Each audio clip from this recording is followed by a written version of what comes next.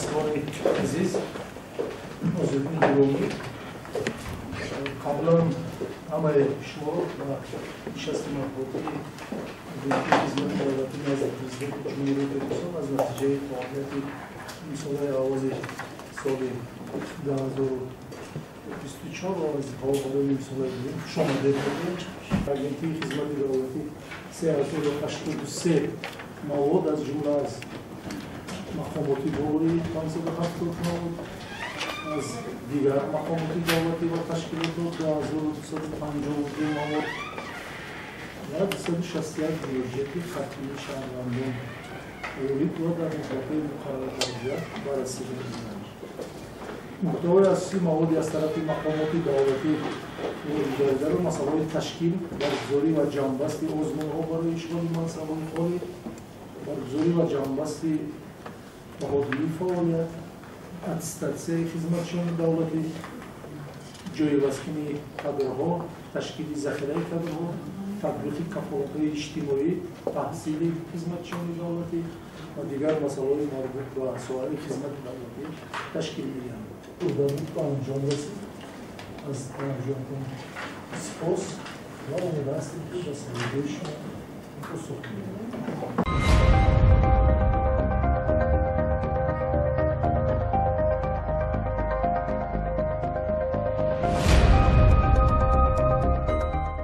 در سه ماه یکم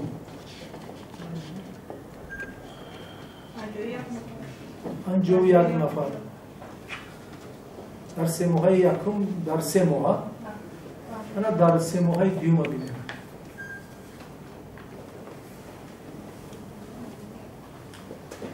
علاقه ما پیش روی کمشاری شما را گرفتیم و در این بعد من فکر میکنم که جایها در دوام سال و سالهای این بعد پوره پیدا میشن و البته چرا که من در بلوغ خیلی کردم هر یک سه ماه تحلیل ها گذرانده میشه هر سه ماه حتما تحلیل ها گذرانده میشه و ما این تحلیل ها را طریق دستی اجرا میکنیم و باور داریم که دوام تا آخر سال شکل الکترونی نظام اطلاعاتی برای ذخیره انسانی با استفاده میشد و ما هر روز میتوانیم این نشانه‌ها رو ببینیم برای همین حاضر دستی کار کرده میشد و البته چیزی که من قید کردم آن نشانه‌هایی که قابل توجه هستند و کم و زیاد نشان و قید گرفته میشن حتما از طرف ایجنسی خدمت دولتی چهار اندیشی کرده میشن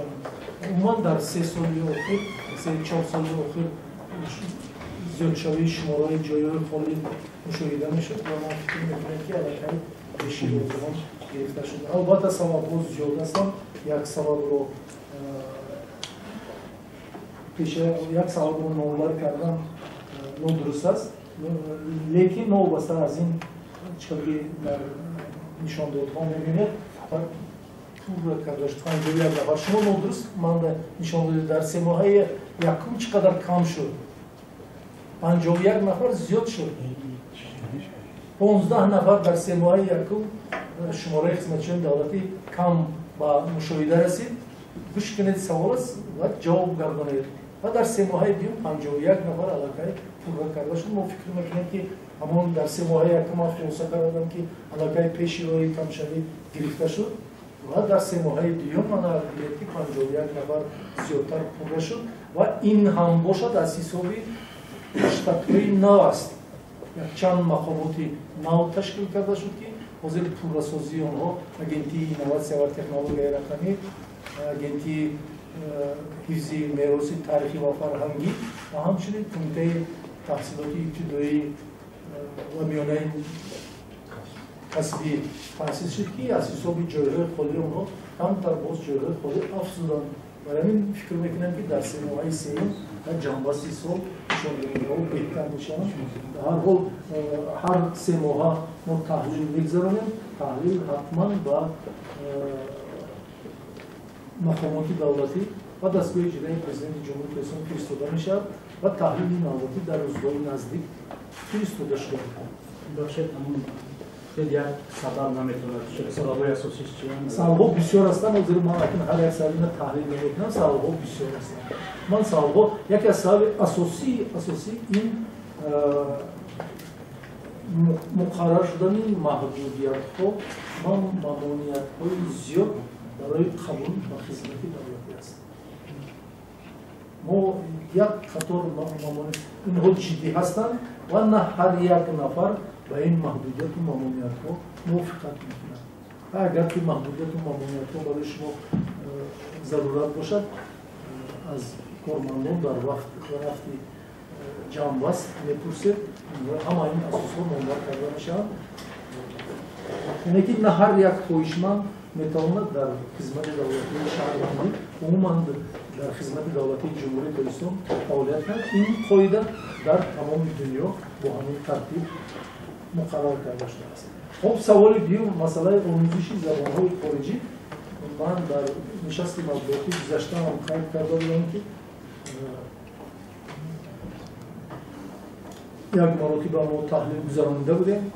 حاضر تحلیلی دویم همین نشاندادهایی که من منبر کردم حاضر از نه همه مقامات حاضر ما معلومات گرفتیم، لیکن از همین خلاصه کردن ممکن ترتیب همی است. قاعده ها معین کردیم.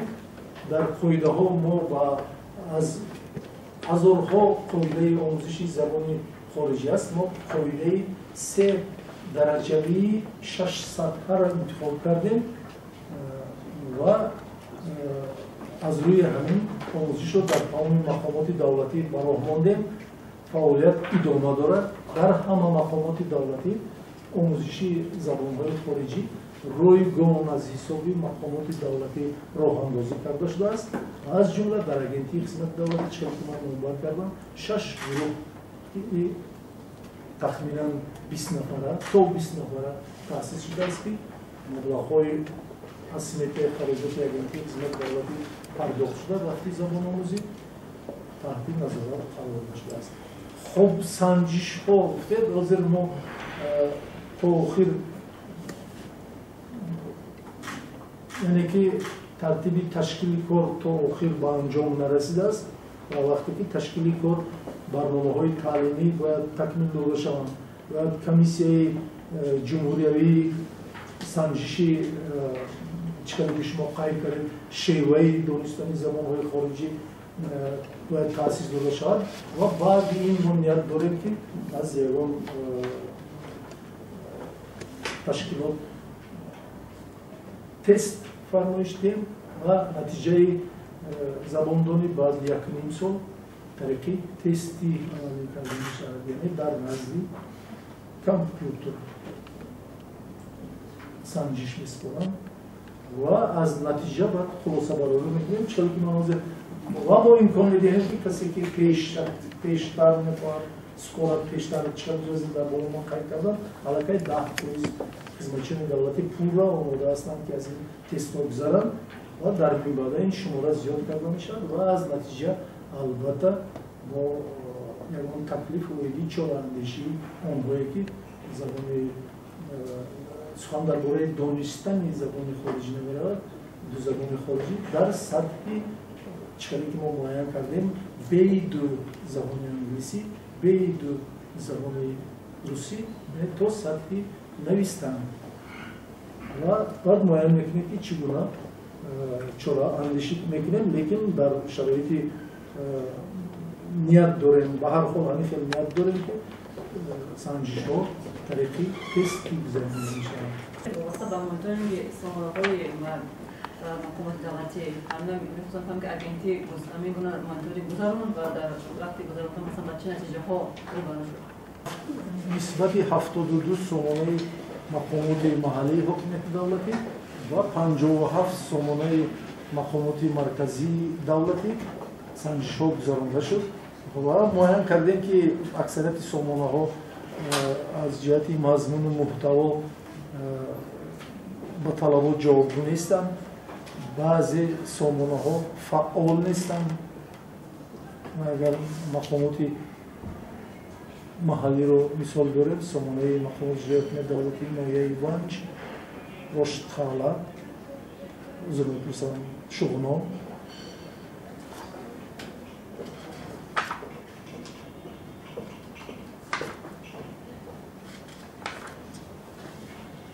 وحدت، شهر نو، توجیک‌آباد، لخش فعال نیستند. ما البته درخواست ارسال کردیم که فعالیت آنها تامین کرده شد. همچنین در اکثریت سامانه‌ها مشاهده کردیم که از جمله در اکثریت سامانهایی که همین 72 سامانهایی که ما سنجش زدیم انیخ کردیم که در یگان سامانه مقامات دولتی اعلان آزمون نشر کرده نمی‌شود و چنین درخواست نیست برای برطرف نمودن کمبودی‌ها با این مقامات ارسال کرده شد. همچنین سامانه‌های دیگر مقامات دولتی یعنی مرکزی هم سنجش زده شد. این معلومات در دست من هست.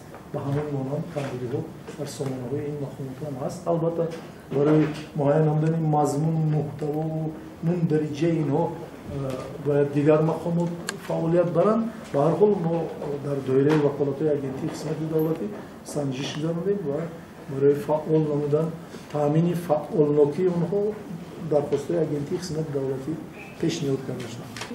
چرا میانی معاونین مقامات قدرتی مثل وزارت کار و کلیه پرکاتور ملی و وزارت مدافع زنان نیستند؟ ما داریم زنانی که رتبه‌های موافق دارند، اما چرا آنها تو هزینه رو باید نمی‌رسند؟ یکم مسئله رو هر 3 ماه جنبست میکنیم و توجه مقامات دولتی میرسونیم که کمبودی‌ها اصلاح شوند. البته فرض کردیم انتخاب نمودن یک نفر به منصب رهبری کننده جماعت فرض کنیم مهلت طولانی رو طلب میکند. یکم که اون شخص باید به طلبات ساحه خدمت دولتی چقدر گفتیم محدودیت ماموریت ها جوابگو باشد. دوم ای وکیلی جماعت باشد. سوم باید پیشنهاد کرده شود که از جانب جماعت انتخاب کرده شود. در دیگر مقامات هم همین ترتیب است. این یکم مسئله. دوم یکم یعنی که توسط تحلیل هایی که به وزارت توجه رسانده میشد و مسئله گذاری کرده میشد در پیشنهادات برابری گندری و نه تنها برابری گندری فرمان پرزیدنت جمهوری تاجیکستان درباره بلند داشتن مقامی زن در جامعه در جماعت ها من فقط جماعت گفتم در بعضی مقامات دولتی هم هست تامین کرده شود. دیوم ما با روی برگزاری مشاوره های سیار یک مشاوره سیار علاقه ما در منطقه کولابی ولایت ختلون برگزار نمودیم. در آخری همین ماه نقشه گرفتیم همین گونه مشاوره سیار در منطقه باختری ولایت ختلون که همین مسئله ها از جمله بررسی کرده میشن و باز 2 مشاوره سیار در ولایت سوق پیش بینی شده است.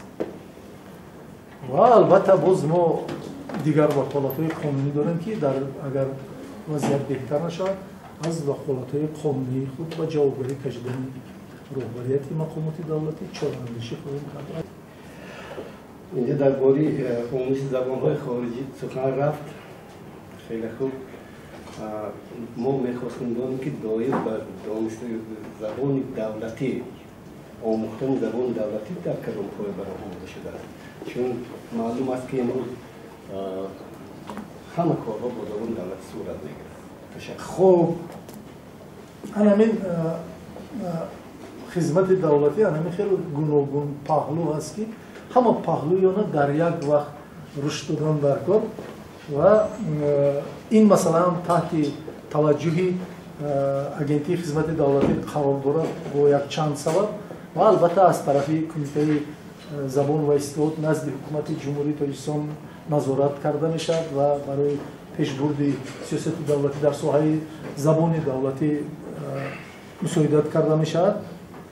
خب در مثال اگنتی خدمت دولتی من همین رو قید کردنی هستم که در بررسی دویمی ما قانون جمهوری تاجیکستان درباره زبان دولتی قرار دارد.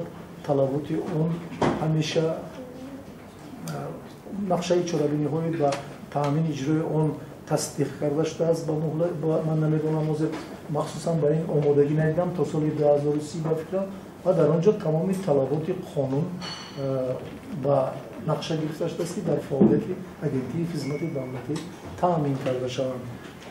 خب دوم برنامه دولتی رشد زبانی تاجیکی هست که در آن مجموعه چاره‌بینی ها هست که در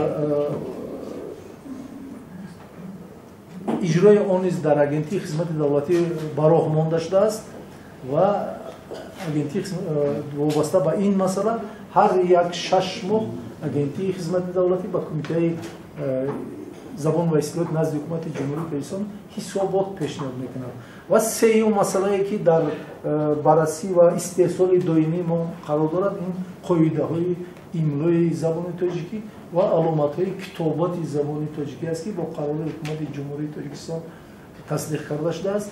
این قاعده ها در کتاب روی میزی خدمتچی دولتی من یک مرتبه به همه شما تقسیم کردم جای داده شده است و این کتاب تعدادی 6000 نسخه نشر کرده شد. کتابی کلان است با خدمتچیان دولتی و این مسئله نیز مسئله مهم پیش بینی کرده شده است و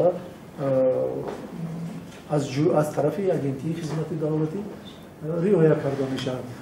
و چهارم مسئله که ما اعتبار میدیم این با برنامه‌های تعلیمی اکادمی اداره‌کنی دولتی هر سال وارد نمودن موضوعهایی که سطح دانستن زبان دولتی یا تشکل زبان دولتی را مقرر میکنند وارد کرده شوند.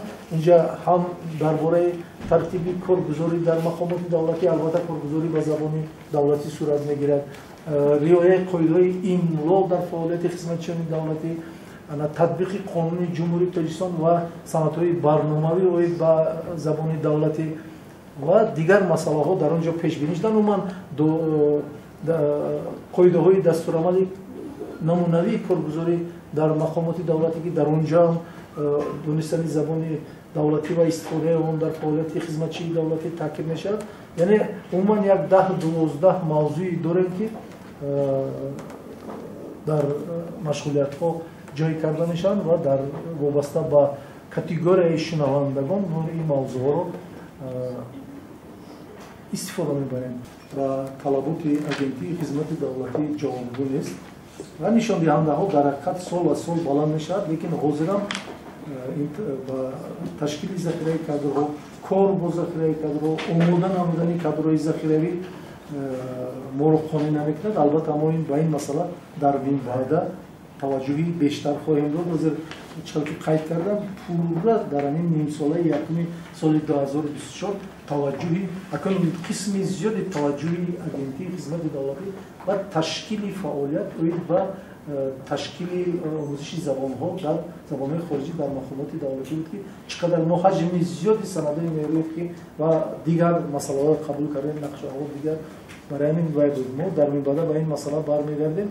اکنون امتیاز موافق دستور پرزیدنت جمهوری تاجیکستان باید شماره زنها در مقامات دولتی